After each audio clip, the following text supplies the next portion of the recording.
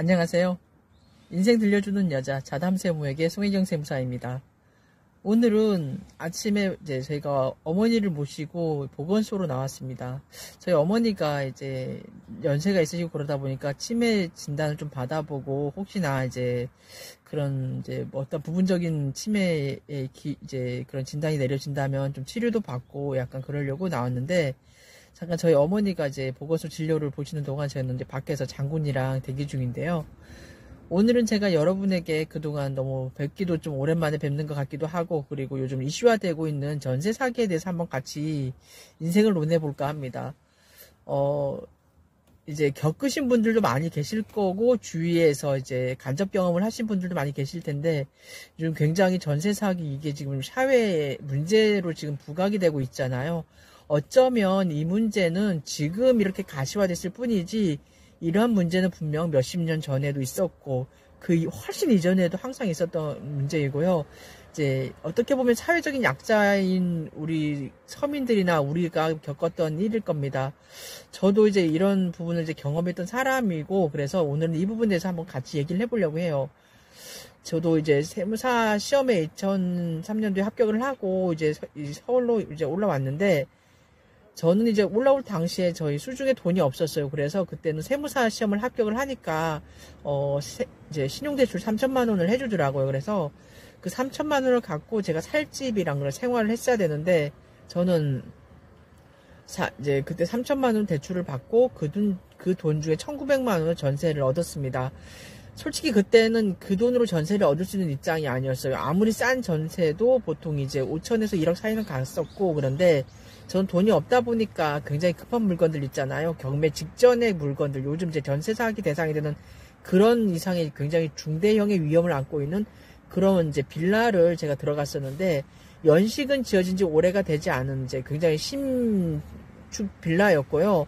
그런데 금방 경매에 넘어가요. 이제 선순위로 굉장히 은행의 담보건부터 시작을 해서 이제 보험료를 못 내셔가지고 공단에서도 압류가 잡혀 있었고, 그래서 이제 여러 건에 이제 수두룩하게 을구가 굉장히 복잡한 그런 물건에 이제 전세로 들어갔는데, 다만 몇 달이라도 살려고 했고, 그리고 그때는 전세 보증금이 이제 최우선 변제 금액이 1,600 정도 됐던 것 같습니다. 그래서 저는 300만 원에 대한 그 위험을 안고 들어갔었는데, 1,900만 원 중에 이제 1,600만 원은 최우선 변제가 되고요. 300만 원 날리는 그런 입장이었습니다. 그래도 이제 그때 이제 중개사가 중간에서 뭐 1,900만 원 중에 이제 1,600만 원 최우선 변제를 받고, 그리고 300만 원 중에 150만 원은 뭐 이행각서 같은 거를 받아가지고 그 소유주가 이제 만약에 경매가 진행됐을 때는 갚아주는 그런 식으로 해서 이제 각서를 하나 받았던 기억이 나는데, 결국은 제가 살고 있는 그 빌라로 저희는 이제 상황이 안 좋으니까 이제 아버님이 굉장히 이제 아프셨고요. 이제 뭐 제주도에 저희 생활 기반이 그렇게 있는 게 아니다 보니까 부모님들을 다 모셔왔어요. 그래서 방 3칸짜리 그리고 화장실 하나에 이제 전용 한 15평 정도 되는 빌라였는데, 거기서 살다가 산지 이제 불과 몇 개월이 안 돼가지고 당장 경매가 넘어가더라고요. 그래서 집을 보러 오시는 분들이 와서 막 초인종을 누르고 그러면 저는 진짜 거의 공포였어요. 그래서 막 소리 내서 진짜 화를 많이 낸 적도 있는데, 결국 저는 이제 어떻게 했냐면, 그때 그 빌라가 경매가 넘어가면 요즘 똑같습니다. 전세 사기 당하시는 분들이랑 저희가 길바닥으로 앉아야 되는 형편이었어요. 그래가지고 이제 알아보고 이제 경매를 제가 이제 입찰하기로 결정을 했습니다. 가족들은 좀 반대를 했는데, 당장에 저희가 살 곳이 없고 그러다 보니까 제가 이제 최우선 변제 낙찰이 되면 그 대금 중에 최우선 변제인 1,600만 원 상계 처리를 하고, 나머지 금액에 대해서는 제가 이제 자금을 더 마련해야 되는 그런 입장이었는데, 그때 이제 담보대출을 좀 더 추가적으로 받는 그런 부분으로 갔었죠. 해서 그때 저희가 살고 있는 빌라가 감정가가 네, 얼마였지? 한 1억이 안 됐던 것 같아요. 그래서 제가 49%에 1억 정도 됐었나? 49%에 들어가가지고 그때 70%를 좀 넘겼어요. 그래가지고 아예 그렇게 해서 낙찰을 받았죠. 그래서 낙찰을 받고 그렇게 해서 제가 생애 최초로 제가 제 집을 마련했던 그런 경험이 납니다. 그러면서 결국은 300만 원을 못 받고 이제 날리는 그런 형편이었는데요. 그 이행강습 150만원 부분에 대해서 그 소유주에게 제가 나중에 이제 연락을 했습니다. 했더니, 아유, 이분 가관도 아니에요.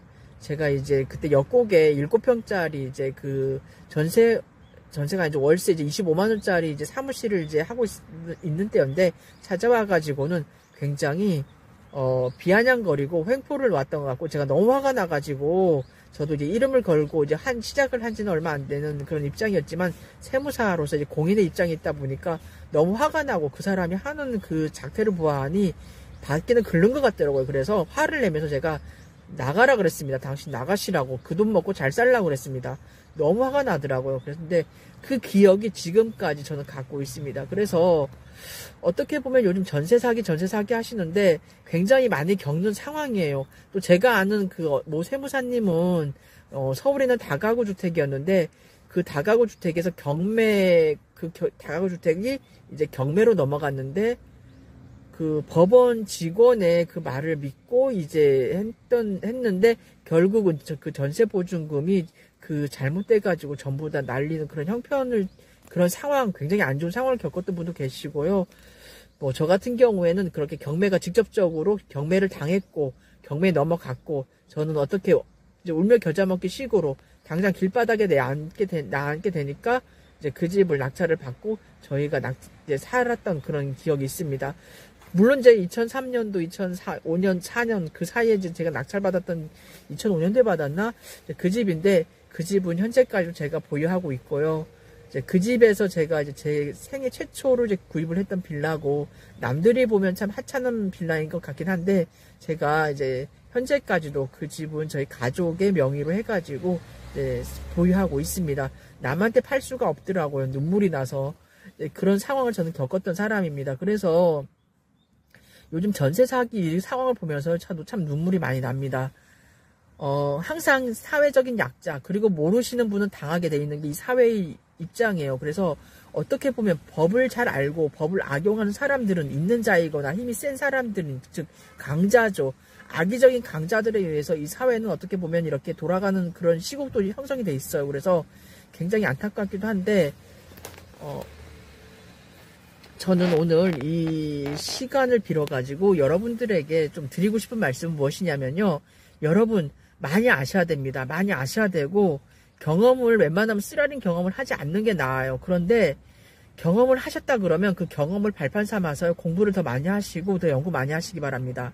항상 모르면 당하게 돼 있고요. 항상 어딘가 어수룩하고 어딘가 약자인 부분이 분명 있다. 그러면 분명 쑤시고 들어오는 그런 아주 간교하고 사악한 인간들이 여러분 주위에 여러분을 빼고 전부가 다 그런 사람들입니다. 그렇기 때문에 여러분 정신 바짝 차리고 이 세상을 사셔야 돼요. 그래서 저는 정말 그런 경험을 했던 사람이고 직접적으로 그런 필드에 있어 봤기 때문에 그 심정을 정말 잘 압니다.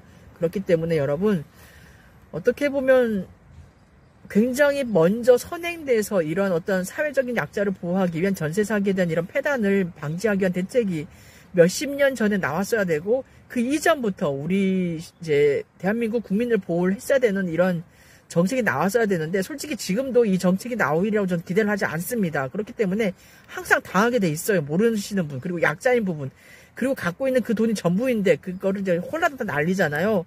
분명 앞으로도 많이 발생을 할 것이고 그리고 현재도 많이 발생하고 있습니다. 과거에 이미 많이 발생을 했고 그렇기 때문에 여러분이 이런 상황에 놓여 있든 없든 간에 분명 많이 아셔야 되시기 때문에 항상 많이 연구하시고 이런 상황이 모쪼록 닥치지 않기를 바라고요.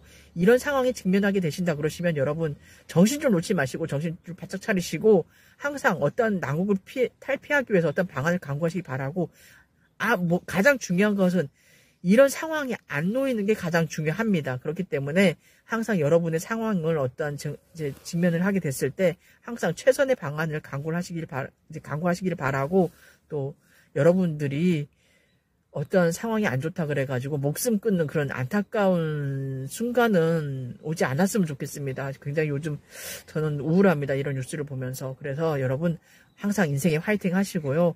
어려움을 극복하고 난 다음에 항상 따스하고 그리고 어떻게 보면 여러분이 편안한 그 자리에 있을 수 있는 그런 순간이 반드시 다가옵니다. 항상 좋은 일과 굳은 일 같이 온다 그러잖아요. 그러니까 항상 굳은 일 앞에 너무 주저앉지 마시고요.